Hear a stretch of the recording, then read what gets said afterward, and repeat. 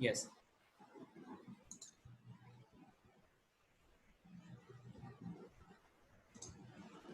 Okay.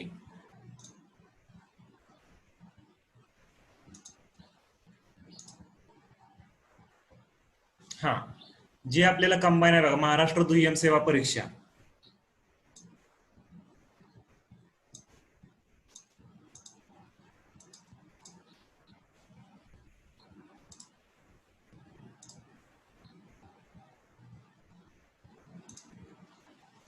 Maharashtra दुय्यम सेवा परीक्षा गट ब आराजी पत्रक पूर्व मुख्य स्पर्धा परीक्षा याच्यामध्ये किंवा महाराष्ट्र सब ऑर्डिनेट सर्व्हिसेस ग्रुप बी ची एक्झाम सुद्धा असते, ज्यालाच आपण कॉमनली सर्वजण म्हणतात कंबाईनची एक्झाम. कंबाईनची एक्झाम आहे जिथं STI म्हणा, PSI असेल किंवा ASO, या तीन एक्झाम काय केल्या जातात, कॉमनली कंडक्ट केल्या जातात.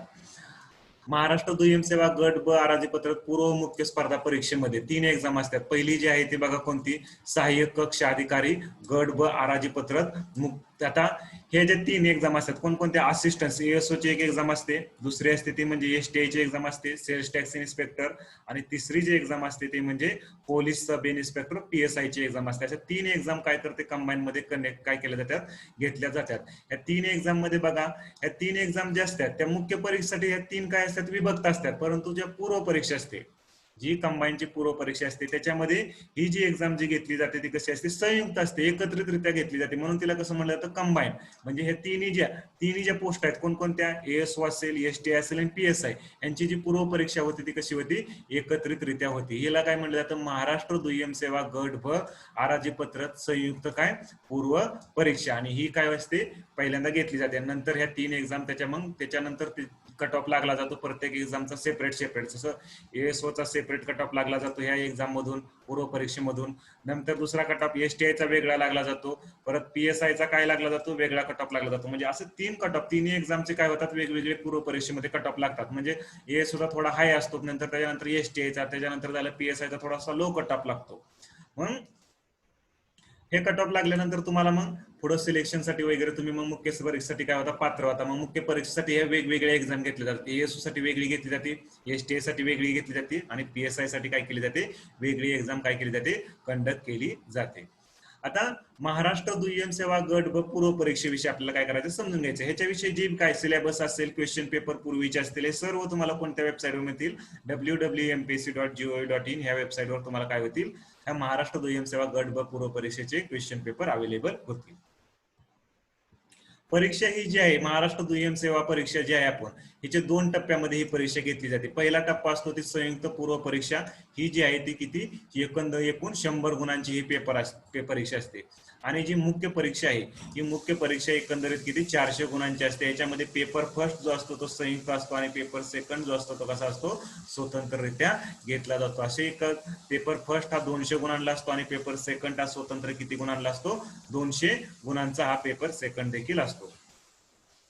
महाराष्ट्र दुय्यम सेवा गट ब पूर्व परीक्षेविषयी आपण काय करू, थोडक्यात समजून घेऊ. ही पूर्व परीक्षा कशा प्रकारची असते. प्रश्नपत्रिकेची संख्या, ह्याच्यामध्ये प्रश्नपत्रिका एकच असते बघा. प्रश्नपत्रिका किती, एक असते. एक प्रश्नपत्रिका सामान्य समता चाचणीवर आधारित असते. प्रश्न संख्या किती, 100 गुण प्रश्न असतात. एकूण गुण किती, 100 गुणांची ही एक्झाम असते. प्रश्न संख्या बी किती, 100, आणि एकूण गुण हे एक्झाम मध्ये किती असतात, 100 गुण एकूण असतात. आणि दर्जा जो असतो तो काय असतो, पदवी लेवलचा दर्जा असतो जो क्वेश्चनचा असतो तो. म्हणजे प्रत्येक क्वेश्चन हा तुम्हाला पूर्व परीक्षेसाठी काय असतात, सेम असतात. हँड नंतर राईज करा, हँड लगेच तुम्ही राईज करू नका बरं मध्ये तुम्ही. नंतर सर्वांना जे काय असेल बोलण्यासाठी काय केलं जाईल, वेळ दिला जाईल थोडाफार.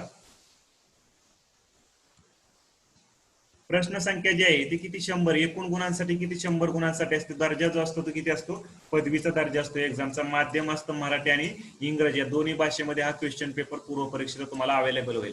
परीक्षेचा कालावधी 1 तास असतो. म्हणजे एका तासामध्ये तुम्हाला 100 क्वेश्चन काय करणं गरजेचं आहे, सॉल्व्ह करणं गरजेचं आहे. वस्तुनिष्ठ आणि बहुपर्यायी स्वरूपाचे क्वेश्चन असतात, प्रश्न असतात. वस्तुनिष्ठ स्वरूपाचे आणि कसे, बहुपर्यायी क्वेश्चन असतात. आणि हे तुम्हाला एका तासामध्ये 100 प्रश्न काय असतात तुम्हाला सॉल्व्ह करणं. अंदाजे 50च्या आसपास काय लागतो, कट ऑफ लागतो. म्हणजे PSI असेल तर 50च्या आसपास वगैरे कट ऑफ लागतो. म्हणजे अर्ध्यापेक्षा जास्त तुमचे क्वेश्चन बरोबर येणे वगैरे गरजेचे असते.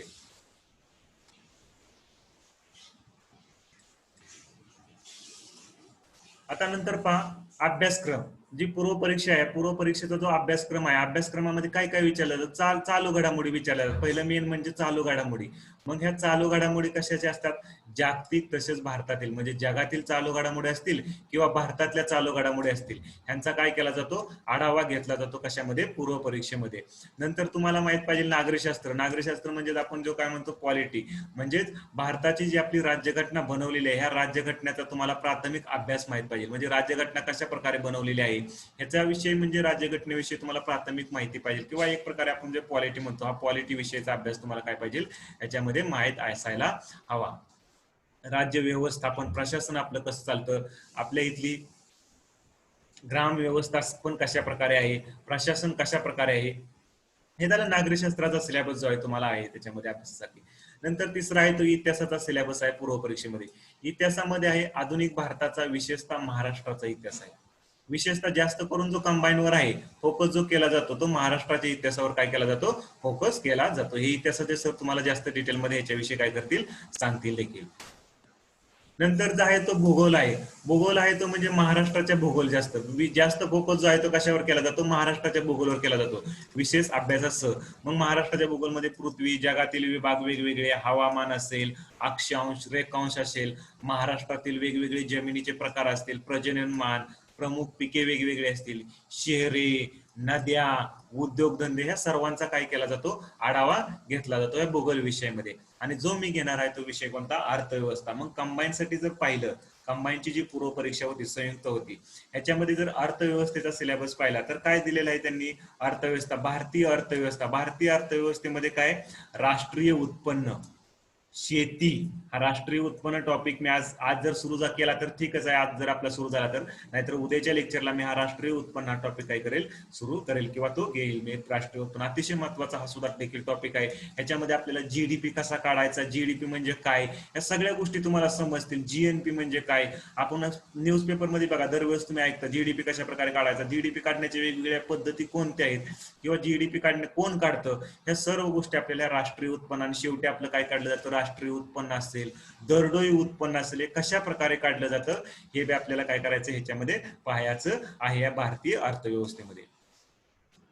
परत ह्याच्यामध्ये आपल्याला शेती टॉपिक आहे अर्थव्यवस्थेमध्ये. उद्योग हा देखील टॉपिक आपल्याला बघायचा आहे. परकीय व्यापार, बँकिंग, परत लोकसंख्या, दारिद्र्य, बेरोजगारी, मुद्रा, राजकोषीय नीती इत्यादी, हे सर्व अतिशय इंटरेस्टिंग टॉपिक आहे. तुम्हाला ज्यावेळेस लेक्चर ऍक्च्युअली सुरू होईल आपलं ना, त्यावेळेस तुम्हाला समजेल प्रत्येक टॉपिक आहे अतिशय इंटरेस्टिंग. इकॉनॉमिक्स मध्ये सगळ्यांना असं वाटतं की खूप हार्ड सब्जेक्ट आहे, परंतु ज्यावेळेस तुम्ही अभ्यासाला लागचाल, म्हणजे ज्यावेळेस मी ज्यावेळेस शिकवायला सुरुवात करेल, आजच्या लेक्चरला तुम्ही राष्ट्रीय उत्पन्नाला आय थिंक सुरुवात करेल, जरी नाही झाली आपली तरी उद्याच्या लेक्चर पासून आपण राष्ट्रीय उत्पन्न घेणारच आहोत. अतिशय इंटरेस्टिंग टॉपिक आहे राष्ट्रीय उत्पन्न हा देखील. आपण त्याच्यावर देखील काय करणार आहोत? अभ्यास करणार आहोत. नंतर शासकीय अर्थव्यवस्था. वेगवेगळ्या ज्या शासकीय अर्थव्यवस्था आहे त्याच्यामध्ये आपल्याला अर्थसंकल्प, बघा आपला अर्थसंकल्प बनवला जातो. तुम्ही ऐकता दरवेळेस अर्थसंकल्प आला, न्यूज मध्ये बातम्या येतात अर्थसंकल्प आला. मग अर्थसंकल्प म्हणजे काय, कशा प्रकारे बनवला जातो, ऍक्च्युली राज्यघटनेमध्ये अर्थसंकल्प बनवण्याची प्रोसेस काय आहे, हे सर्व सुद्धा तुम्हाला काय होतं ह्या शासकीय अर्थव्यवस्थेमध्ये अर्थसंकल्पामध्ये पाहण्याचं आहे. मग भारत सरकारची तूट होते, मग ती तूट कशा प्रकारे होते, वेगवेगळे तुटीचे प्रकार कोणकोणते पडतात, हे सुद्धा तुम्हाला त्याच्यामध्ये अभ्यासायचं आहे. मग लेखा, परत लेखा परीक्षण इत्यादी या सर्व गोष्टींचा आपल्याला या अर्थव्यवस्थेमध्ये आढावा घ्यायचा आहे. नंतर बघा आता पूर्व परीक्षेमध्ये सांगितलेलं आहे जे आहे संयुक्त पूर्व परीक्षा. सामान्य विज्ञानाचा बी सिलेबस आहे, त्याच्यामध्ये भौतिकशास्त्र आहे, रसायनशास्त्र, केमिस्ट्री आहे, प्राणीशास्त्र, झूलॉजी आहे, वनस्पतीशास्त्र, बॉटनी आहे, आरोग्यशास्त्र, हायजीन वगैरे ह्या विषयी बी तुम्हाला काय केलेला आहे? आढावा दिलेला आहे सामान्य विज्ञानामध्ये. आणि शेवट आहे तो म्हणजे बुद्धिमापन चाचणी किंवा काय म्हणतो आपण त्याला?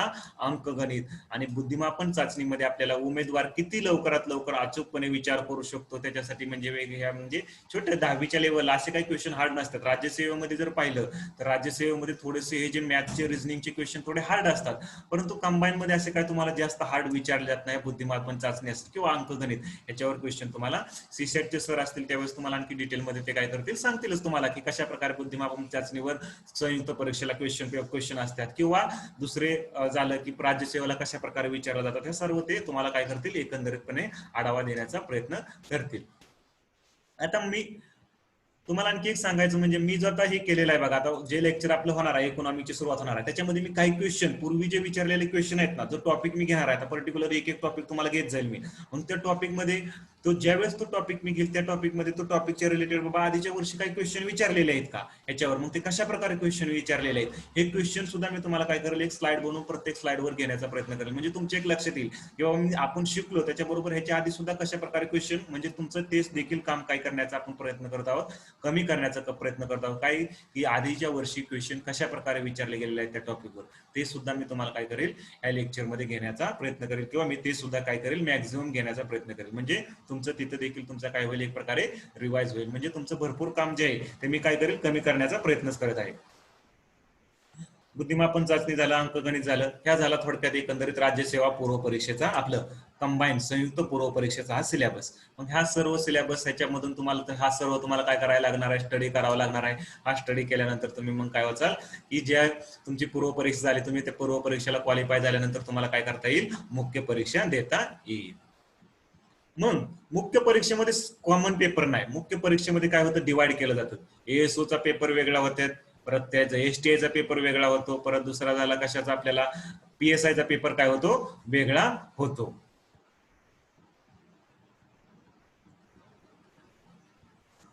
नंतर सहाय्यक कक्ष अधिकारी गट ब बघा, आता प्रश्नपत्रिकांची संख्या जी आहे, आता जर मी एक बघा मीटिंग जर लॉक झाली चुकून जर मीटिंगचा टाइम झाला तर लगेच मी तुम्हाला लिंक आहे ना त्या लिंकवर तुम्ही जॉईन करा, लगेच तिथंच फक्त कंटिन्यू करा कारण होऊ शकते तसं 40 मिनिटं झाल्यानंतर. पेपर क्रमांक 1 आता ह्याच्यामध्ये बघा पेपर क्रमांक जो आहे तो मराठी, दुसरा म्हणजे पेपर क्रमांक 1 आहे कशामध्ये एएसओ मध्ये सहाय्यक कक्ष अधिकारी किंवा असिस्टंट सेक्शन ऑफिसर, ह्याच्यामध्ये पेपर क्रमांक 1 आहे आणि पेपर क्रमांक 2 अशा प्रकारचे 2 पेपर असतात. पेपर क्रमांक 1 मध्ये मराठी, इंग्रजी आणि सामान्य ज्ञान हे 3 आहेत. आता मराठी बघा, मराठी जो आहे पेपर क्रमांक 1 मध्ये गुण किती आहेत, मराठीसाठी 100 गुण आहेत, इंग्रजीसाठी 60 गुण आहेत आणि सामान्य ज्ञानसाठी किती आहेत 40 गुण आहेत. म्हणजे एकंदरीत बघा प्रश्न संख्या किती आहे याची 100 गुण 50 प्रश्न आहेत, म्हणजे एक प्रश्न किती मार्काला पडला 2 मार्कला, 60 गुण 30 प्रश्न आहेत म्हणजे एक प्रश्न किती तुम्हाला मार्कला पडला गेला 2 मार्कला पडला गेला. आणि शेवट आहे तो म्हणजे सामान्य ज्ञान किती आहे 20 प्रश्न आहेत, किती गुणाला 40 आपलं 20 प्रश्न 40 गुणांना, म्हणजे एक प्रश्न किती 2 मार्कांसाठी, म्हणजे 2 मार्कला ईच क्वेश्चन असेल. अशा प्रकारे हा पेपर फर्स्ट असेल. याच्यामध्ये मराठी 12वी लेवलचा दर्जा सांगितलेला आहे, इंग्रजीसाठी पदवी लेवलचा दर्जा आहे तुमच्यासाठी, सामान्यांचा बी कसा पदवी लेवलचा दर्जा आहे. अशा प्रकारे हा पेपर किती 1 तासाचा पेपर काय केला जातो कंडक्ट केला जातो. नंतर बघा दुसरा आहे तो म्हणजे दुसरा पेपर आहे सामान्य क्षमता चाचणी पदाच्या कर्तव्यासाठी आवश्यक ते ज्ञान. आता हा जो क्वेश्चन पेपर आहे दुसरा त्याच्यामध्ये तो 200 मार्कला असतो आणि 100 गुणांची काय 100 प्रश्न असतात, म्हणजे प्रत्येक प्रश्न याच्यामध्ये किती गुणांना विचारला जातो 2 गुणांना विचारला जातो. म्हणजे एएसओ मध्ये असं मुख्य परीक्षेला काय होतात 2 पेपर होतात आणि हे 2 पेपर तुम्हाला ह्याच्यामध्ये तुम्ही क्वालिफाय झाल्यानंतर तुमचं डायरेक्ट सिलेक्शन, तुमचा इंटरव्ह्यू घेतला जात नाही काय नाही, डायरेक्ट तुमचं काय असेल सिलेक्शन असेल. इथं जर तुम्ही कट ऑफ म्हणजे फक्त काय असते यासाठी पूर्व परीक्षा आणि मुख्य परीक्षा, मुख्य परीक्षेनंतर तुम्ही डायरेक्ट काय होता एएसओ जी पोस्ट आहे एएसओ ची त्याच्यासाठी तुम्ही काय होता पात्र होता. म्हणजे पदवी लेवलचा दर्जा असेल ह्याच्यासाठी काय पेपर 2 साठी आणि मराठी आणि इंग्रजी या दोन्ही माध्यम जे असेल बघा ते मराठी आणि इंग्रजी मधून असेल. आता हा जे मराठीचे क्वेश्चन असतील ते मराठी माध्यमातून विचारले जातील तुम्हाला मराठीमधून, इंग्रजीचे असतील ते इंग्रजी मधून विचारले जातील आणि सामान्य ज्ञानचे असतील ते दोन्ही भाषेतून तुम्हाला तिथे क्वेश्चन दिले जातील. आणि जे आहेत बाकीचे जे क्वेश्चन पेपर 2 आहे तिथं जे क्वेश्चन असतील ते दोन्ही माध्यमातून म्हणजे दोन्ही भाषेतून तुम्हाला तिथे अवेलेबल होतील. वेळ ही दोन्हीसाठी किती असेल 1 तास हा कालावधी असेल. मग ह्याच्यामध्ये अभ्यासक्रम जर पाहायचं म्हटलं एएसओचा तर मराठी, इंग्रजी, सामान्य ज्ञान या विषयामध्ये खालील घटकांचा उपसमावेश असेल. कोणकोणते घटक आहेत त्याच्यामध्ये मराठीमध्ये जर बघितलं पेपर फर्स्टला तर सर्वसामान्य शब्दसंग्रह, वाक्यरचना, व्याकरण, म्हणी, वाक्यप्रचार यांचा अर्थ, उपयोग तसेच काय उतार्यावरील प्रश्नांची उत्तरे वगैरे हे काय आहे मराठीमध्ये दिलेलं असेल. इंग्रजीमध्ये पाहिलं तर कॉमन वोकॅब्युलरी असेल, सेंटेन्स स्ट्रक्चर वगैरे कशा प्रकारे हे बी इंग्लिश मध्ये, ग्रामर इंग्रजीचं थोडंफार प्रमाणात, आयडम्स वगैरे फ्रेजेस असतील त्यांचं मिनिंग, कॉम्प्रेन्शन, पॅसेज वगैरे पॅसेज वरून क्वेश्चन छोटे छोटे असतील. हे म्हणजे एक प्रकारे तुम्हाला कसं हे छोटे छोटे म्हणजे क्वेश्चन या प्रकारे मराठी आणि इंग्रजीचा पेपर असेल. नंतर दुसरा आहे तो म्हणजे पेपर कोणता सामान्य ज्ञान, त्याच्यामध्ये दुसरा आहे तो म्हणजे सामान्य ज्ञान. सामान्य ज्ञानमध्ये जर पाहायला झालं तर चालू घडामोडी जागतिक तसेच भारतामधील असतील सामान्यांमध्ये. नंतर काय, माहिती अधिकार अधिनियम आहे एएसओ मध्ये. माहिती अधिकार अधिनियमामध्ये 2005चा महाराष्ट्र लोकसेवा हक्क अधिनियम आहे, कधी 2015चा. ह्याच्याविषयी तुम्हाला काय पाहिजे, माहिती पाहिजे, याच्यावर क्वेश्चन येतात. आणि संगणकाविषयी माहिती पाहिजे, संगणक आणि माहिती तंत्रज्ञान म्हणजेच काय, कॉम्प्युटर आणि आयटी विषयी तुम्हाला काय पाहिजे, माहिती असायला हवी. म्हणजे आधुनिक समाजातील संगणकाची भूमिका काय आहे, वेगवेगळ्या क्षेत्रातील जीवनात संगणकाचा वापर, परत डाटा कम्युनिकेशन म्हणजे काय, नेटवर्किंग म्हणजे काय, वेब टेक्नॉलॉजी असेल, सायबर गुन्हे व त्यावरील प्रतिबंध, उद्योग म्हणून माहिती तंत्रज्ञानाचा निरनिराळ्या सेवा सुविधांसाठी माहिती मिळवण्यासाठी होणारा उपयोग असेल, याविषयी तुम्हाला काय पाहिजे माहिती. परत भारतातील माहिती तंत्रज्ञानाची उद्योगाची वाढ, त्याचा दर्जा, शासनाचे कार्यक्रम जसे मीडिया लॅब, आशिया विद्यावाहिनी ज्ञान, परत वाहिनी व सामूहिक माहिती केंद्र इत्यादी. माहिती तंत्रज्ञान उद्योगातील मूलभूत प्रश्न, त्यांचे भवितव्य, म्हणजे एक प्रकारे संगणकाविषयी किंवा माहिती आयटी विषयी तुम्हाला काय ह्याच्यामध्ये तुम्हाला माहिती असायला हवी. म्हणजे ही संगणकाविषयी जी माहिती सुद्धा आहे ही सुद्धा तुम्हाला एएसओला पेपर फर्स्ट साठी काय केली जाते, विचारली जाते. म्हणजे मराठी, इंग्रजी आणि सामान्य ज्ञान. सामान्य ज्ञान मध्ये तुम्हाला कशावर क्वेश्चन विचारले जातील, चालू घडामोडी, माहिती अधिकार नियम 2005चा, महाराष्ट्र लोकसेवा हक्क अधिनियम 2015चा आणि संगणक व माहिती तंत्रज्ञान.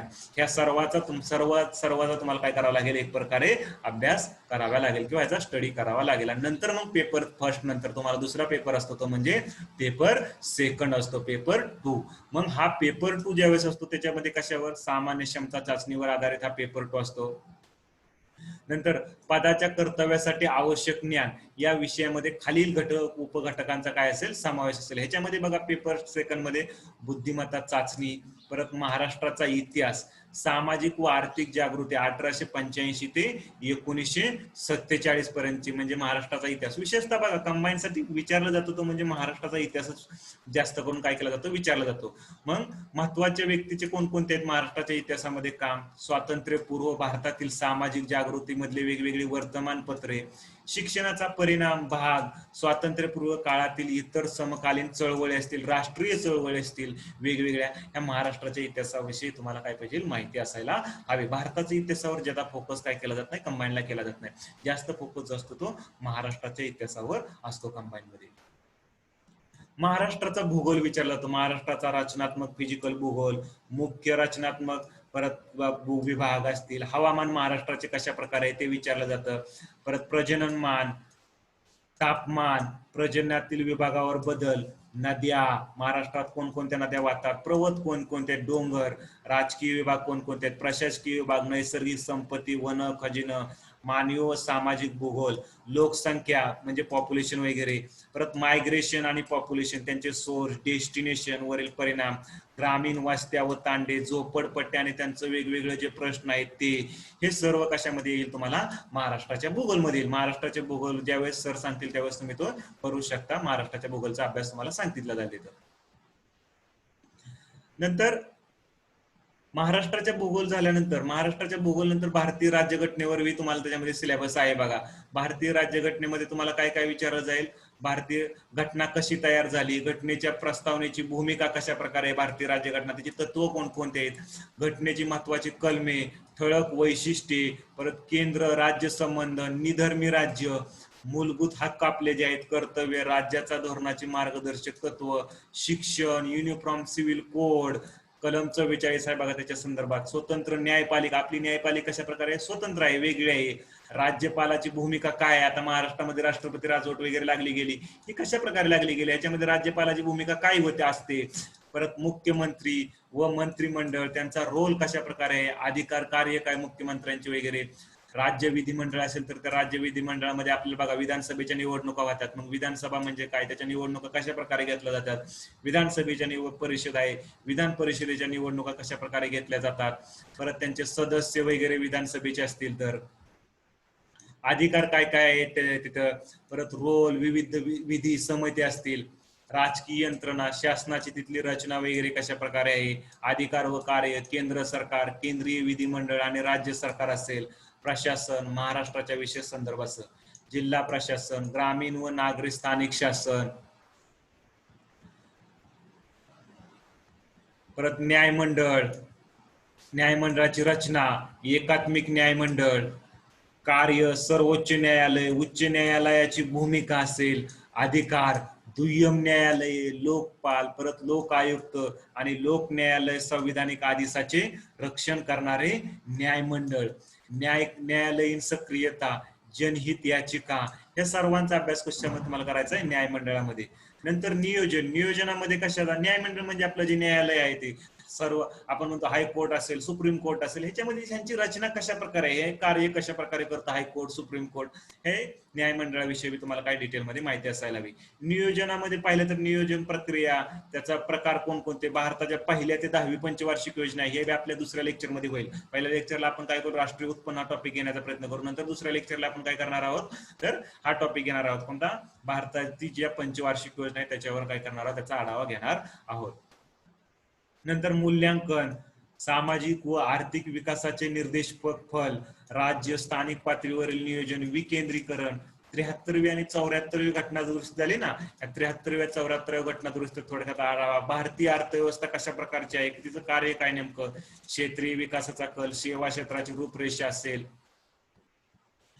जर तुमचा टाइम जर ऑफ झाला, तर कदाचित टाइम हे होईल तुमचं 40 मिनिटं पूर्ण होतील, नंतर तुम्ही काय करा, जॉईन करा. पेपर सेकंड जो आहे एसटीआय साठी, एसटीआय साठी जर पाहिलं तर पेपर सेकंड बघा, एसटीआय मध्ये जे आता नवीन परत आणखी ऍड झाले त्यांच्यासाठी एक थोडक्यात सांगतो. दुसरा जो आहे ते आपली एक्झाम आहे कशासाठी, एसटीआय ची. एसटीआय मध्ये बघा, ह्याच्याविषयी माहिती तुम्हाला ह्या वेबसाईट वरच मिळेल. आणि हा बोला, हा होत ऍड झाले, झाले जवळजवळ 50 प्लस झाले, 56 झाले.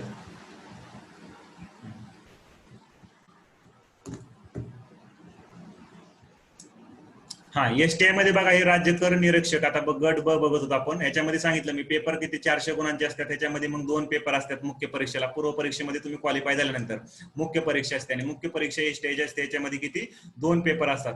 याच्यामध्ये फर्स्ट जो पेपर असतो तो सेम तिन्ही परीक्षेसाठी, एसटीआय, पीएसआय, एएसओ साठी, या तिन्हीसाठी सेम पेपर असतो. कोणता, मराठी आहे, परत दुसरा कोणता, इंग्रजी आहे, आणि तिसरा कोणता, सामान्य ज्ञान. असं तिन्ही पेपर काय असतात, कॉमनली ह्या एक्झाम साठी घेतले जातात. नंतर हे कॉमन पेपर सेम मी सांगितलं, जसं आपण एएसओ ला पाहिलं तसं 100 गुणांचे असतात, 50 क्वेश्चन असतात. 60 गुणांचा इंग्रजी असतो, 30 प्रश्न असतात. 40 गुणांचं सामान्य नसतं, किती असतात, 20 गुण असतात. दर्जा वगैरे तोच सेम, मराठी 12वी लेवलचा, इंग्रजी पदवी लेवलचा आणि पदवी वगैरे. परत माध्यम जे असेल ते मराठी असतं, याच्यामध्ये मराठीमध्ये सेम जसं एएसओ ला आहे तसंच. इंग्रजीसाठी इंग्रजी माध्यम, मराठी इंग्रजी. 1 तासाचा वेळ असतो, किती, 1 तास. मराठी इंग्रजी सामान्य. प्रश्न किती संख्या आहे, 50 प्लस 30 प्लस किती झाले, 80, 80 प्लस 20, 100 प्रश्न 200 गुण. आणि टाइम किती, 1 तास. 1 तासामध्ये तुम्हाला 100 प्रश्न 200 गुणांचे काय करावे लागतील, सॉल्व्ह करावे लागतात. पेपर सेकंड जो आहे, पेपर सेकंड जो आहे याच्यासाठी, तो जो पेपर सेकंड मध्ये पहा, तर ह्या 200 गुणांचा पेपर सेकंड सुद्धा आहे. किती प्रश्न संख्या आहे, 100 गुणांची, 100 प्रश्न संख्या, पदवी लेवलचा दर्जा आहे, आणि कालावधी ह्याला सुद्धा किती असतो, 1 तासाचा कालावधी असतो पेपर सेकंडला देखील. सामान्य क्षमता चाचणीवर व पदाच्या कर्तव्यासाठी आवश्यक ज्ञानाचा पेपर सेकंड असतो. म्हणजे 400 मार्काची एकंदरीत मुख्य परीक्षा असते. आणि विशेष म्हणजे ह्याला सुद्धा इंटरव्ह्यू असतो, काही नसतं. पूर्व परीक्षा पास झाला, मुख्य परीक्षा क्वालिफाय झाला, तुमचं डायरेक्ट काय सिलेक्शन. ह्यालाही इंटरव्ह्यू वगैरे काही घेतला जात नाही, म्हणजे एसटीआय साठी सुद्धा मुलाखत वगैरे कशा प्रकारची घेतली जात नाही.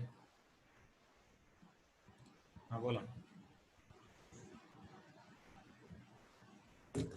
ठीक आहे. अभ्यासक्रम, ह्याच्यामध्ये जर अभ्यासक्रम जर पाहिला आपण, अभ्यासक्रमामध्ये बघा, पेपर फर्स्ट, पेपर क्रमांक 1 मराठी इंग्रजी व सामान्य ज्ञान. ह्याच्यावर काय असतो, पेपर फर्स्ट आम्ही सांगितलं, मराठीचा सिलेबस जो एएसओ साठी बघितला होता तो सेम सिलेबस राहतो याच्यामध्ये. मराठीच्या बाबतीत सुद्धा, इंग्रजीच्या बाबतीत सुद्धा काय आहे, सेम सेम तोच बघितलेला आहे ASO. Common vocabulary, sentence structure असेल, ग्रामर असेल, use of आयडम्स, phrases, their meaning, comprehension वगैरे. सामान्यांच्या बाबतीत पाहिलं तर तोच सिलेबस आहे, चालू घडामोडी, माहिती अधिकार नियम 2005 चा, महाराष्ट्र लोकसेवा हक्क अधिनियम 2015 चा, परत संगणक व माहिती तंत्रज्ञानावर वगैरे, हे कॉमनली आपण जे पाहिलेलं होतं एएसओ साठी तेच आहे. हा सिलेबस सुद्धा त्याचा पेपर फर्स्टचा. पेपर सेकंड मध्ये जर पाहिलं तर सामान्य क्षमता चाचणी, पदाच्या कर्तव्यासाठी आवश्यक ज्ञान या विषयामध्ये खाली घटक किंवा उपघटकांचा समावेश असेल. आता कोणकोणते घटक आहेत बघा, याच्यामध्ये बुद्धिमत्ता चाचणीवर जास्त फोकस केला जातो. बुद्धिमत्ता चाचणीचा आहे. परत आणखी कोणता, महाराष्ट्राचा भूगोल. महाराष्ट्राच्या भूगोलामध्ये जर पेपर सेकंडला पाहिलं तर महाराष्ट्राचा रचनात्मक फिजिकल भूगोल, परत मुख्य रचनात्मक परत विभाग असतील महाराष्ट्राचे, हवामान महाराष्ट्राचं कशा प्रकारचं आहे, प्रजननमान इथं पाऊस किती प्रमाणात पडतो, तापमान कसं आहे, प्रजननातील विभागावर जे बदल वगैरे होतात त्याच्याविषयी असतील, नद्या असतील, पर्वत, डोंगर, राजकीय विभाग महाराष्ट्रातले, परत महाराष्ट्रातले वेगवेगळे प्रशासकीय विभाग, नैसर्गिक संपत्ती, वन व खजिनं, मानवी व सामाजिक भूगोल महाराष्ट्रातला, लोकसंख्या म्हणजे जे पॉप्युलेशन वगैरे आहे ते, मायग्रेशन ऑफ पॉप्युलेशन, त्यांचे सोर्स, डेस्टिनेशन वरील परिणाम, ग्रामीण वस्त्या व तांडे, झोपडपट्ट्या आणि झोपडपट्ट्यांचे वेगवेगळे प्रश्न, हे सगळे महाराष्ट्राच्या भूगोलमध्ये. भूगोलचे सर तुम्हाला डिटेलमध्ये सांगतीलच. महाराष्ट्राचा इतिहास, याच्यामध्ये सामाजिक व आर्थिक जागृती 1885 ते 1947, महाराष्ट्रातील महत्वाच्या व्यक्ती ज्या आहेत वेगवेगळ्या त्या, भारतातल्या चळवळी असतील, सामाजिक जागृतीतील वर्तमानपत्रे वगैरे, शिक्षणाचा परिणाम भाग, स्वातंत्र्यपूर्व काळातील इतर समकालीन काय असतील, चळवळी असतील, राष्ट्रीय चळवळी वगैरे, हे सर्व कशामध्ये येणार आहे तुम्हाला, महाराष्ट्राच्या इतिहासामध्ये. याचं तुम्हाला काय करावं, घ्यायचं आहे, आढावा घ्यायचा आहे. पेपर सेकंड मध्ये म्हणजे पेपर फर्स्ट, पेपर सेकंड. आणखी काय, भारतीय राज्यघटनेविषयी बी सांगितलेलं आहे पेपर सेकंड मध्ये. भारतीय राज्यघटनेमध्ये मी सांगितलं, पहिल्यांदा सांगितलं घटना कशी तयार झाली, घटनेच्या प्रस्तावामागची भूमिका, तत्व कोणते आहेत, घटनेची महत्वाची कलम कोणते आहेत, ठळक वैशिष्ट्य, केंद्र आणि राज्यांमधला वेगवेगळा जो संबंध आहे तो संबंध कशा प्रकारचा आहे, निधर्मी राज्य, मूलभूत हक्क, कर्तव्य, राज्याच्या धोरणाची मार्गदर्शक तत्व असतील, शिक्षण असेल, युनिफॉर्म सिव्हिल कोड, परत स्वतंत्र न्यायपालिका, राज्यपाल, मुख्यमंत्री मंडळ, त्यांचा रोल वगैरे कशा प्रकारचा आहे, अधिकार व कार्य काय आहे त्यांची, राज्य विधिमंडळ, विधानसभा, ज्या विधानसभाच्या निवडणुका वगैरे होतात, विधान परिषद, या कशा प्रकारे घेतल्या जातात निवडणुका, विधानसभा म्हणजे काय, विधान परिषद म्हणजे काय, ऍक्च्युअली त्यांची कार्य काय आहेत, त्यांचे सदस्य काय आहेत, अधिकार काय आहेत, त्यांचा रोल कशा प्रकारे आहेत, वेगवेगळ्या ज्या समित्या आहेत त्या कोणकोणत्या आहेत, नियोजन, नियोजनामध्ये पाहिलं तर नियोजनाची प्रक्रिया. आता ही झाला अर्थशास्त्राचा मुख्य परीक्षेचा सिलेबस बघा. आता ह्याच्यामध्ये नियोजनाची प्रक्रिया म्हटलं प्रकार कोणकोणते, भारतातले जे 1ली ते 10वी पंचवार्षिक योजना याचा आढावा घ्यायचा आपल्याला. 1ली ते 10वी पंचवार्षिक योजनेचा आढावा आपण कुठे घेणार आहोत, मी तुम्हाला सांगितलेलं आहे. दुसरं लेक्चर ज्यावेळेस आपलं होईल त्यावेळेस आपण काय करणार आहे, पंचवार्षिक योजनेवर असेल. पहिलं लेक्चर असेल ते कशावर आपलं असेल, उद्याचं जे असेल ते राष्ट्रीय उत्पन्नावर आपलं उद्याचं लेक्चर असेल. अतिशय महत्वाचं लेक्चर आहे उद्याचं, मिस करू नका कोणी सुद्धा. हे राष्ट्रीय उत्पन्नावरचं जे लेक्चर आपण उद्या घेणार आहे ते 1ल्या ते 10वी पंचवार्षिक योजना याचा आपल्याला काय करायचं आहे, तर आढावा घ्यायचा आहे, त्याचं मूल्यांकन पाहायचं आहे आपल्याला इथं.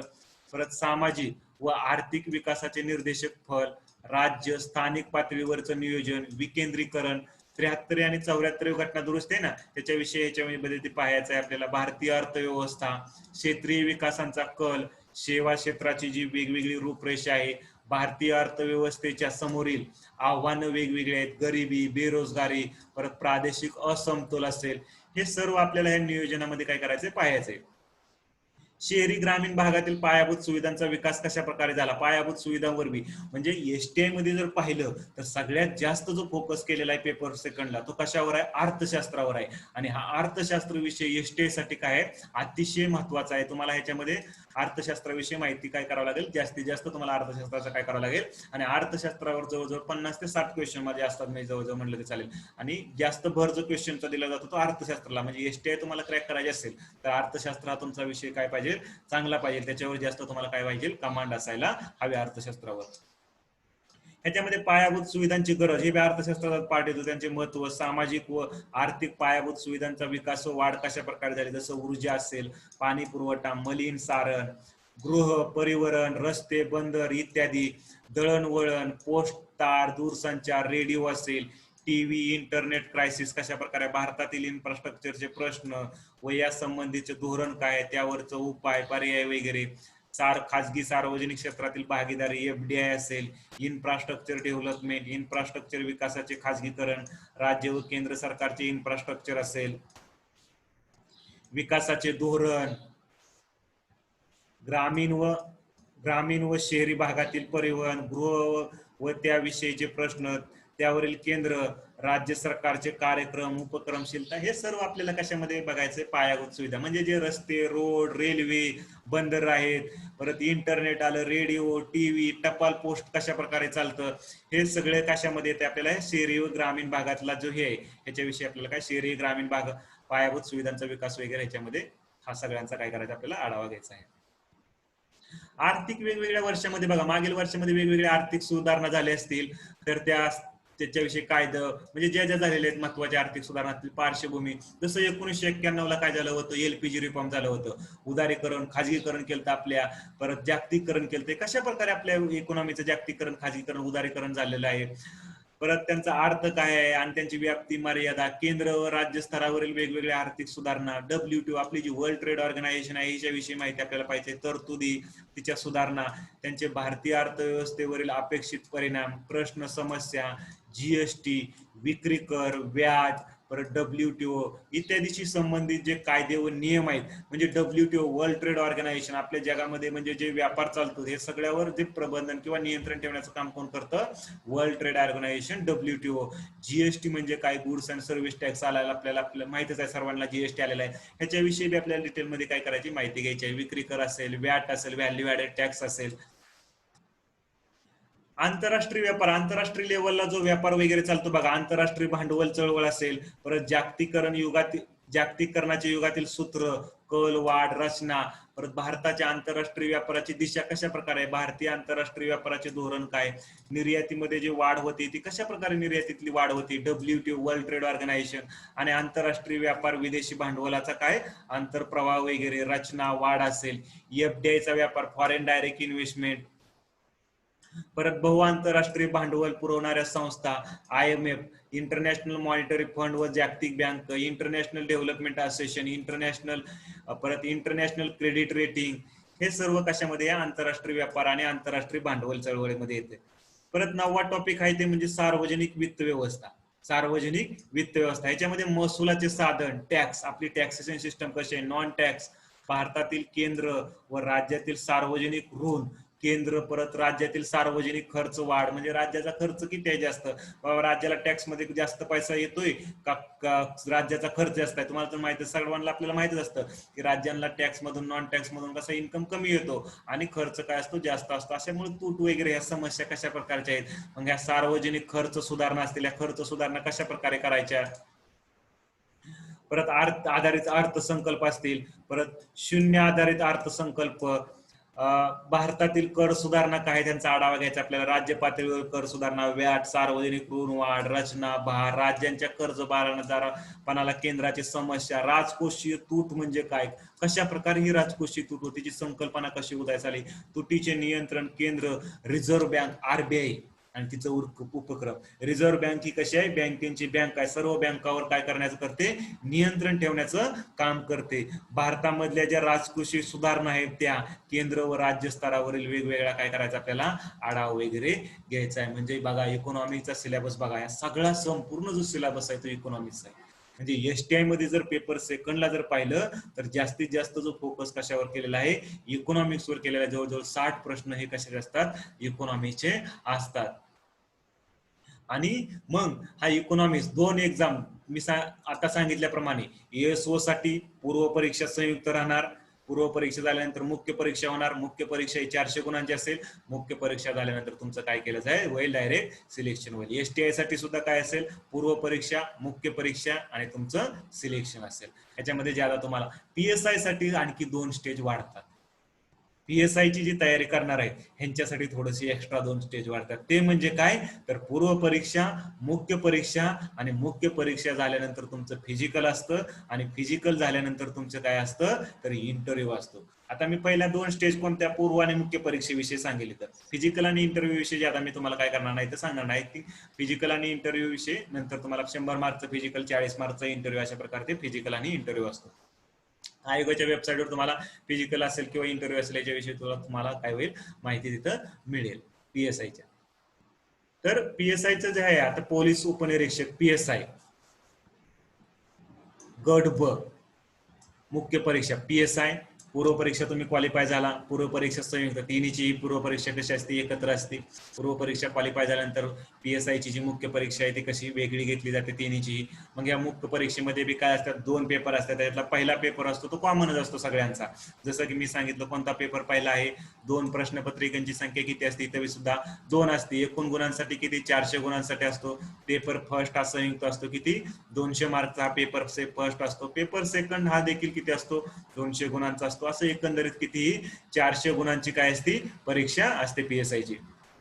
ह्याच्यामध्ये बघा PSI मध्ये जर पाहिलं तर मराठी हा पेपर फर्स्ट कोणता झाला, मराठी आहे. पेपर परत इंग्रजी आहे, सामान्य ज्ञान आहे. बघा हे 3 पेपर म्हणजे जसं आपण पहिल्या वेळेला बघितलेला ESO साठी STI साठी बघितल्याप्रमाणे एकंदरीत गुण किती आहे, 200 गुणांचा असेल. मराठी 100 मार्क्ससाठी आहे, इंग्रजी 60 मार्क्ससाठी आहे, सामान्य ज्ञान 40 मार्क्ससाठी आहे. मराठीमध्ये प्रश्न किती असतात, 50 प्रश्न, प्रत्येक प्रश्न किती 2 मार्कला. इंग्रजीमध्ये 30 प्रश्न, प्रत्येक प्रश्न किती 2 मार्कला. आणि सामान्य ज्ञानमध्ये 20 प्रश्न, प्रत्येक प्रश्न किती 2 मार्कला. असे एकंदरीत किती होतात, 100 प्रश्न आणि 200 गुणांचेही पेपर फर्स्ट असतो. मग 1 तास टोटल वेळ दिलेला जातो, तो किती 1 तासाचा वेळ असतो. नंतर पेपर सेकंड PSI ला असतो. PSI ला जो पेपर सेकंड असतो तो बी किती असतो, 100 प्रश्न असतात. आणि 100 प्रश्न आणि पेपर सेकंड किती गुण असतात तुमच्यासाठी, 200 गुण असतात. अशा प्रकारे हे 2 पेपर काय होतात PSI साठी असतात. नंतर हे पदवीचा दर्जा असतो 1 तास, ह्याच्यासाठी सुद्धा काय केला जातो, पेपर सेकंड साठी सुद्धा काय केला जातो, तुम्हाला वेळ दिला जातो. ह्याच्यामध्ये पेपर सेकंड मध्ये सामान्य क्षमताचाच निवड, पदाच्या कर्तव्यासाठी जे तुम्हाला आवश्यक ज्ञान आहे त्याच्यावर क्वेश्चन असतात. आता बघू आपण सिलेबस डिटेल मध्ये आपण बघणार आहोत. पेपर फर्स्टचा काय सिलेबस आहे मुख्य परीक्षेसाठी, आणि मुख्य परीक्षेसाठी पेपर सेकंडचा काय सिलेबस आहे, याचा थोडक्यात काय करू आपण आढावा घेऊ. पेपर फर्स्टचा जो सिलेबस आहे तो सेम आहे. मराठीचा जो सिलेबस आपण आता पाहिलेला आहे, काय मराठीचा सिलेबस बघितला होता, शब्दसंग्रह असतील, वाक्यरचना असतील, व्याकरण, म्हणी, वाक्यप्रचार, त्यांचा अर्थ, उपयोग, तसेच उतार्यावरील प्रश्नांची उत्तर, हे झालं कशासाठी, पेपर फर्स्ट साठी.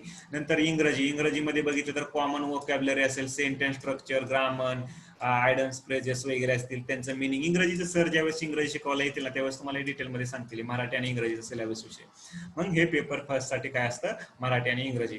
नंतर सामान्य ज्ञान, परत चालू घडामोडी जागतिक तसेच भारतातल्या चालू घडामोडी काय असतात याच्यामध्ये आहेत. नंतर बघा माहिती अधिकार नियम कधीचा, 2005चा. आणि महाराष्ट्र लोकसेवा हक्क अधिनियम कितीचा, 2015चा. ह्याच्याविषयी बी काय आहे तुम्हाला पेपर फर्स्ट मध्ये सिलेबस आहे PSI ला.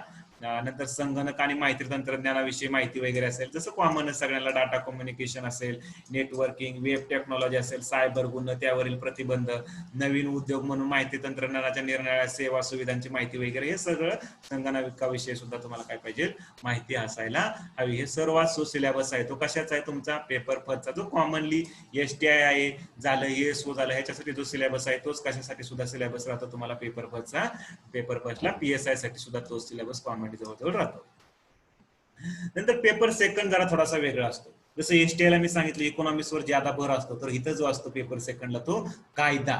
तो PSI ला असतो तो जास्त भर कशावर दिला जातो, कायद्यावर दिला जातो. त्याच्या व्यतिरिक्त बी असत आहे, बुद्धिमत्ता चाचणी आहे, परत महाराष्ट्राचा भूगोल रचनात्मक असेल, भूगोल मुख्य रचनात्मक भूगोल असेल, विभाग महाराष्ट्राचे वेगवेगळे, हवामान महाराष्ट्राचं असेल, पर्जन्यातील विभागावर जे बदल होतात त्याच्याविषयी, महाराष्ट्राच्या नद्या, परत पर्वत, डोंगर, राजकीय विभाग महाराष्ट्रातले जे वेगवेगळे आहेत त्याच्याविषयीची माहिती, परत प्रशासकीय विभाग, नैसर्गिक संपत्ती, वन असतील, खनिजे असतील, याच्याविषयी महाराष्ट्राच्या भूगोलमध्ये आपल्याला काय करायची माहिती. परत मानवी व सामाजिक भूगोल, मानवी आणि सामाजिक भूगोलाविषयी बी काय आहे महाराष्ट्राच्या भूगोलमध्ये आपल्याला काय करायचं आहे, आढावा घ्यायचा आहे.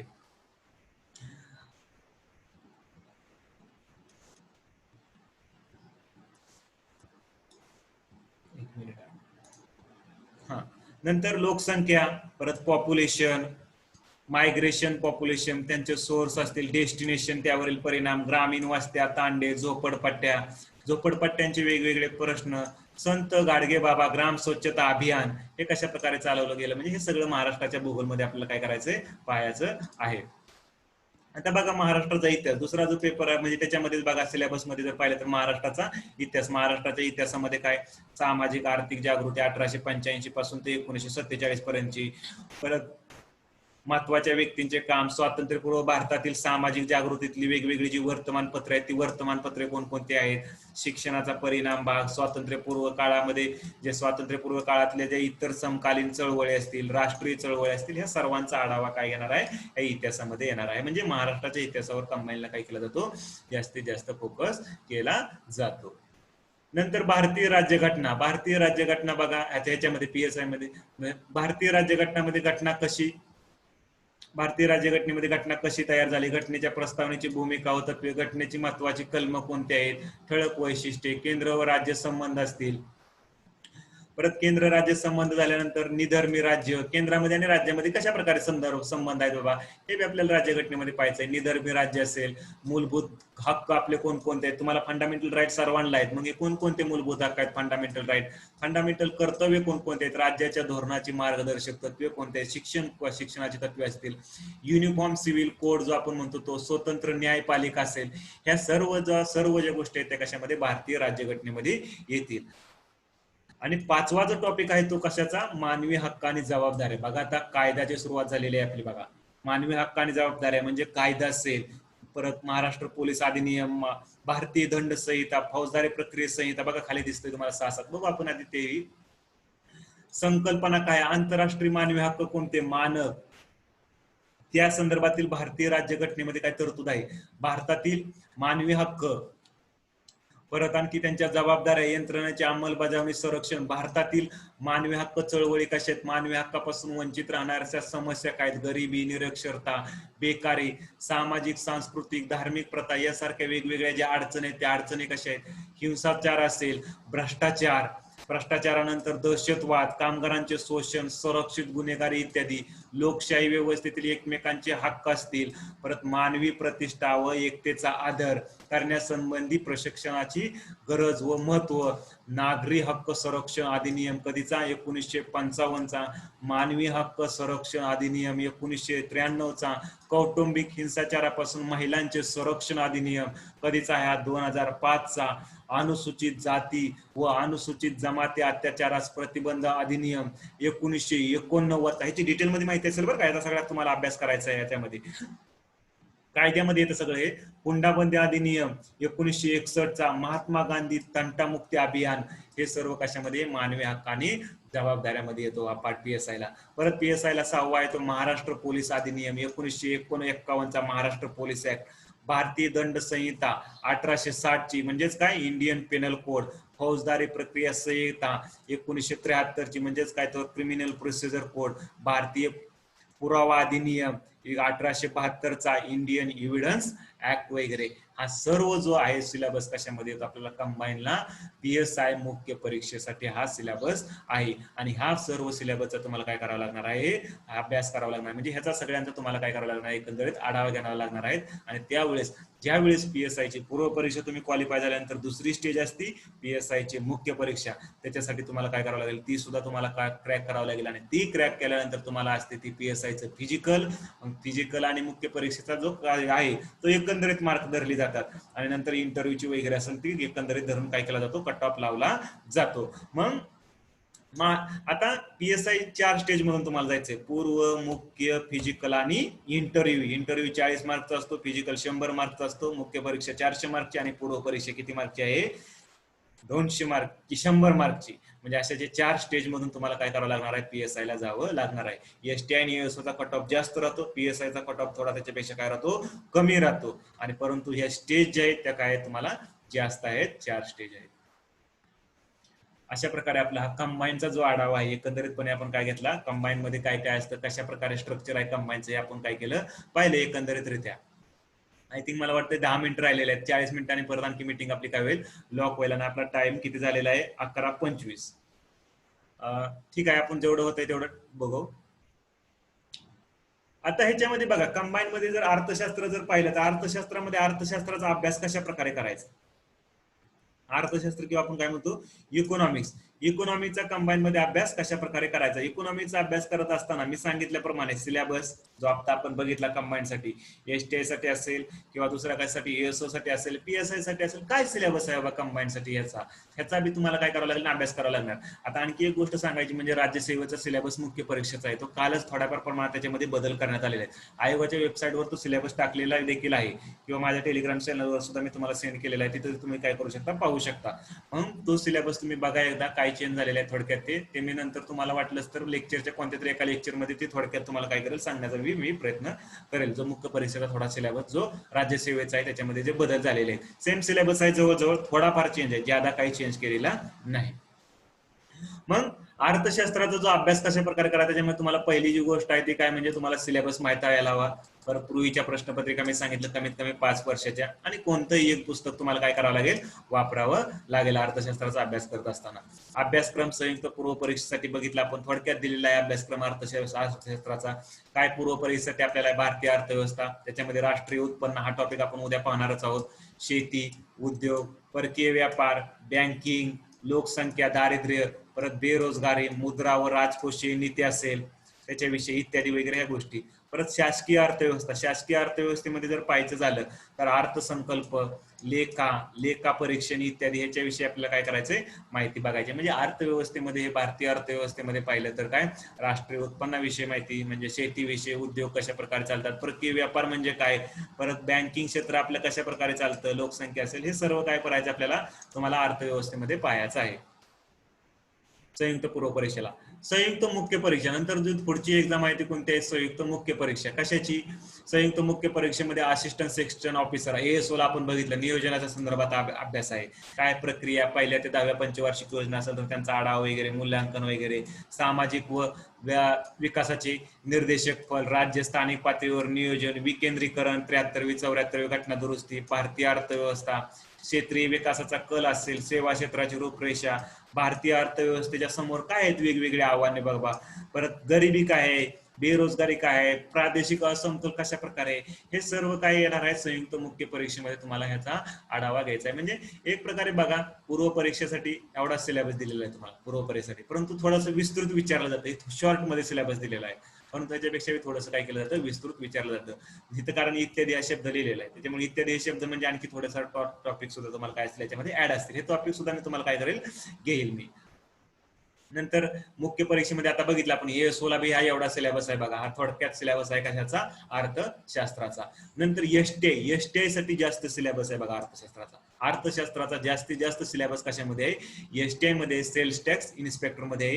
याच्यामध्ये नियोजन प्रक्रिया सांगितलं मी, नियोजनाचा तर सिलेबस आहेच आहे, त्याच्यामध्ये शहरी व ग्रामीण भागातील पायाभूत सुविधा असतील किंवा त्यांचा विकास, पायाभूत सुविधा म्हणजे रस्ते आले, रोड आले, इन्फ्रास्ट्रक्चर आलं, यांचा कशा प्रकारे विकास झालेला आहे, कोणकोणते नवीन नवीन योजना आहेत त्याच्या संदर्भात वगैरे, हे सर्वांचा आढावा काय करायचा आहे, शहरी व ग्रामीण पायाभूत सुविधांचा विकास वगैरे याच्यामध्ये आपल्याला काय करायचं, घ्यायचं आहे. आर्थिक सुधारणा व कायदे, आर्थिक सुधारणा व कायदे, वेगवेगळ्या ज्या आर्थिक सुधारणा झाल्या असतील, या आर्थिक सुधारणा कशा प्रकारे झाल्या वेगवेगळ्या, WTO म्हणजे काय वगैरे, ह्याच्याविषयी आपल्याला काय करायची, माहिती बघायची आहे. नंतर बघा आता परत आपण बघितलेलं आहे पार्श्वभूमी, उदारीकरण काय, खाजगीकरण काय, जागतिकीकरण, ह्या संकल्पना वगैरे त्यांचा अर्थ असेल, आणि व्याप्ती, मर्यादा, परत केंद्र व राज्य स्तरावरील आर्थिक सुधारणा, WTO त्याच्या तरतुदी, सुधारणा वगैरे, हे सर्व कशामध्ये, आर्थिक सुधारणा आणि कायद्यामध्ये येत आहे. आंतरराष्ट्रीय व्यापार, परत आंतरराष्ट्रीय भांडवली चळवळ, जागतिकीकरणाच्या युगातील त्यांचे सूत्र, कल, वाढ, रचना, परत हे आपण पाहिलं होतं, मी मागाशी तुम्हाला सांगितलेलं आहे सर्व. IMF म्हणजे इंटरनॅशनल मॉनिटरी फंड, जागतिक बँक कशा प्रकारे कर्ज वगैरे देते, इंटरनॅशनल डेव्हलपमेंट क्रेडिट रेटिंग असेल वगैरे, परत सार्वजनिक वित्त व्यवस्था, याच्यामध्ये महसुलाचे साधन, टॅक्स, नॉन टॅक्स, भारतातील केंद्र राज्यातील सार्वजनिक ऋण, केंद्र व राज्यातील सार्वजनिक खर्च वाढ, सार्वजनिक खर्च सुधारणा, कामावर आधारित अर्थसंकल्प असेल, शून्य धारित अर्थसंकल्प असेल, भारतातील कर सुधारणा त्यांचा आढावा, राज्य पातळीवरील कर सुधारणा, व्याट, ऋणवाढ, रचना, भार, राज्याची कर्ज बाजारपणाची, केंद्राला काय काय समस्या आहे बाबा, राजकोषीय तूट, संकल्पना, तुटीचे नियंत्रण, केंद्र व राज्य रिझर्व्ह बँकेचे उपक्रम, भारतातील राजकोषीय सुधारणा, केंद्र व राज्य स्तरावरील वेगवेगळा आढावा वगैरे, हे सर्व कशामध्ये येईल, सार्वजनिक वित्त व्यवस्थेमध्ये येईल. म्हणजे ह्या सर्व आंतरराष्ट्रीय व्यापार व भांडवल चळवळीमध्ये आणि सार्वजनिक वित्त याच्याविषयी सर्व काय असेल तुम्हाला इथं सांगितलं. म्हणजे मी ज्यावेळेस सिलेबस घेईल ना म्हणजे ज्यावेळेस आपला टॉपिक घेईल ना त्यावेळेस हे सगळं टॉपिक तुमचं काय होईल कव्हर होतील, त्याचं काही टेन्शन तुम्ही घेऊ नका. फक्त एसटीआय साठी जर जास्तीत जास्त जे एक्झाम एसटीआय ची तयारी करताल त्यांना काय करावं लागेल, याच्यावर जास्तीत जास्त इकॉनॉमिक्सवर काय करावं लागेल, तुम्हाला फोकस करावं लागेल. आणि दुसरी गोष्ट म्हणजे पीएसआय मुख्य परीक्षेला इकॉनॉमिक्सवर काहीही तुम्हाला क्वेश्चन विचारले जात नाही. फक्त पीएसआय पूर्व परीक्षेला जे आहे जी संयुक्त पूर्व परीक्षा होते त्याच्यावरच तुम्हाला इकॉनॉमीचे काय असतील क्वेश्चन असतील. त्याच्यामुळं पीएसआय साठी इकॉनॉमीचा ज्यादा डिटेलमध्ये अभ्यास करण्याची काही गरज नाही जे पीएसआय ची तयारी करतील त्यांच्यासाठी. परंतु जे एसटीआय ची तयारी करतील, एएसओ ची तयारी करतील त्यांना थोडंसं इकॉनॉमिक्सचं काय करावं लागेल, ज्यादा डिटेलमध्ये तुम्हाला काय करणं आहे, अभ्यास करणं गरजेचं आहे. राज्यसेवेसाठी सुद्धा तुम्हाला काय करणं आहे, इकॉनॉमीचा ज्यादा डिटेलमध्ये अभ्यास करावा लागणार आहे. आणि जे पीएसआय चीच खास तयारी करतील त्यांना काही एवढं जास्त इकॉनॉमिक्स बघितलं नाही तरी चालेल. अशा प्रकारे ही पहिली स्टेज सिलेबस आपण पाहिला. सिलेबस नंतर पूर्वीच्या ज्या प्रश्नपत्रिका आहेत त्या कमीत कमी किती 5 वर्षाच्या प्रश्नपत्रिका तुम्हाला काय कराव्या लागतील, ही कराव्या लागतील. ह्या www.mpsc.gov.in या वेबसाईटवर तुम्हाला पूर्वीच्या 5 वर्षाच्या प्रश्नपत्रिका काय होतील, अवेलेबल होतील. पीएसआय एसटीआय साठी किंवा कंबाईन साठी जर पुस्तक असेल तर या क्वेश्चन पेपर मी सांगितलेलं आहे प्रवीण चोरमोले यांचं अवेलेबल आहे बरं का. प्रवीण चोरमोले यांचं अतिशय बेस्ट बुक आहे हे, अतिशय बेस्ट असं बुक आहे. आणि दुसरं आहे ते म्हणजे हे लोकसेवा पब्लिकेशनचं हे बुक आहे. हे लेक्चर मी काय करेल, माझ्या टेलिग्राम चॅनलवर मी तुम्हाला लिंक पाठवेल.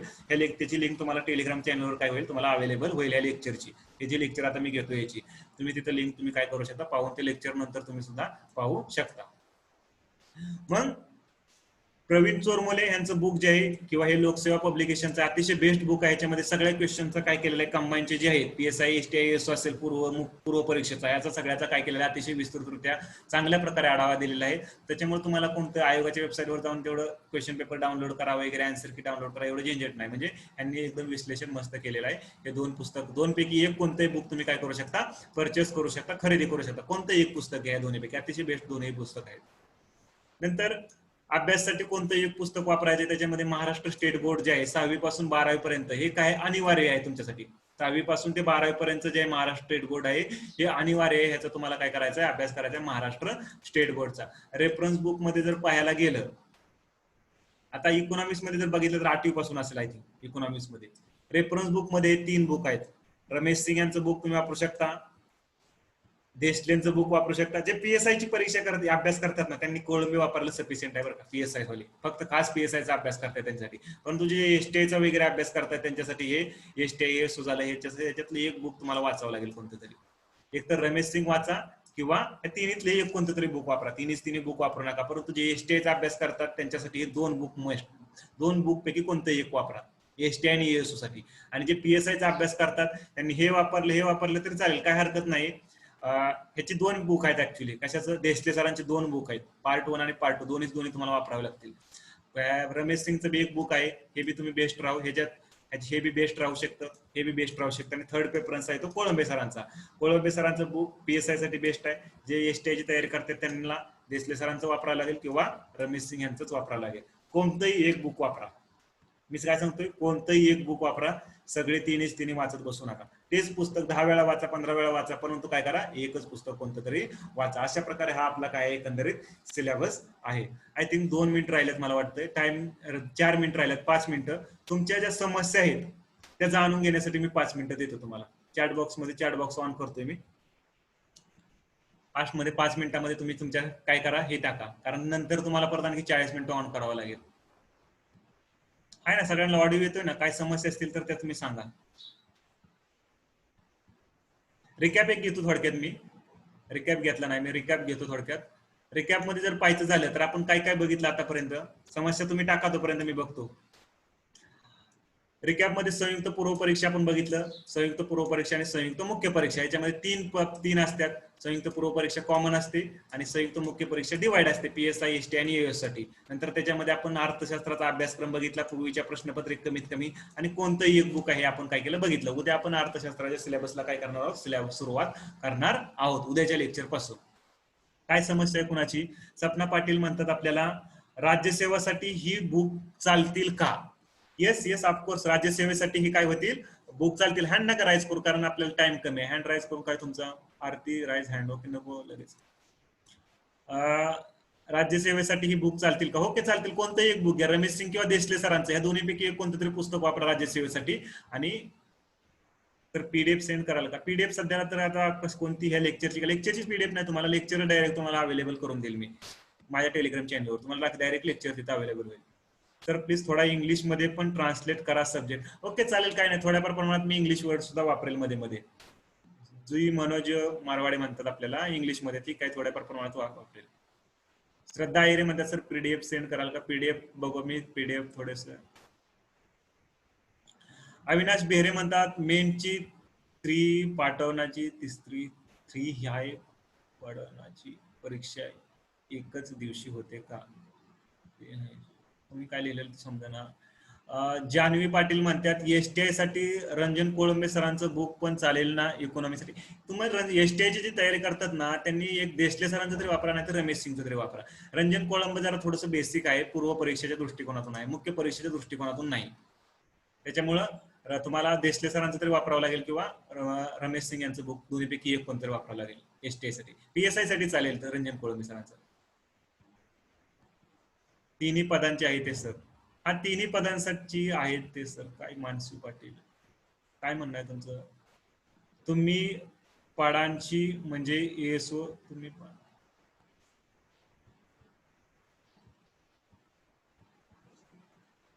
हँड काय राईज करू नका.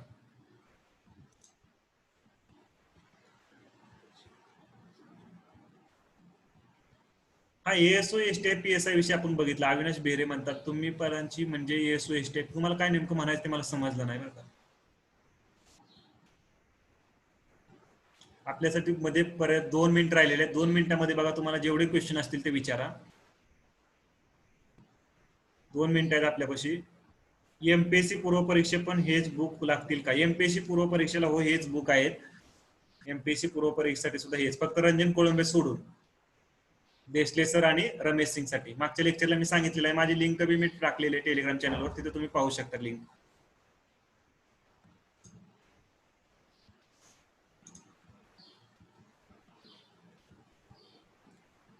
मेनचे पेपर 1 आणि पेपर सेकंड दिवशी एकाच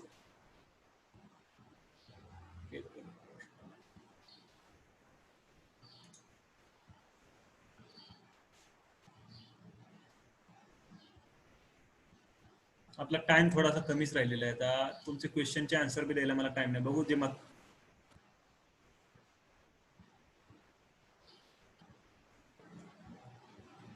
उद्याच्या लेक्चरला काहीतरी मी करतो, कारण दुसरे ऍप वगैरे होत असेल तर त्याचं बघतो मी, कारण टाइमचं 40 मिनिटात तो डबल जॉईन करणं म्हणजे तुमच्या क्वेश्चनचे सुद्धा आन्सर देता येत नाहीत ना. बघू काय होतंय का सरांसंग बोलून वगैरे हे करून आपण काहीतरी उद्याच्या लेक्चरसाठी आपण काय करू. क्वेश्चन तुमचे असतील तर ठीक आहे, आपण उद्या काय करू, तुमचे टाइम जरा जास्त देऊ तुम्हाला. 40 मिनिटांमध्ये थोडंसं कमी होतंय, आपल्याला सगळं सांगता येत नाही सगळ्या गोष्टी, त्यामुळे उद्याच्या लेक्चरला आपण काही ना काहीतरी ऍडजस्ट करू तुमच्यासाठी. आता क्वेश्चनचे मी ज्यादा काही आन्सर कोणाचे देत नाही. 56 जण आहेत आपल्याजवळ आता सध्याला. आता ही मीटिंग ऑफ झाली तर आपलं लेक्चर संपले असं समजून चला बरं का. उद्याच्या लेक्चरला आपण काहीतरी हे करू, टाइमचं लिमिट किंवा दुसरी एखादी जिओ मीट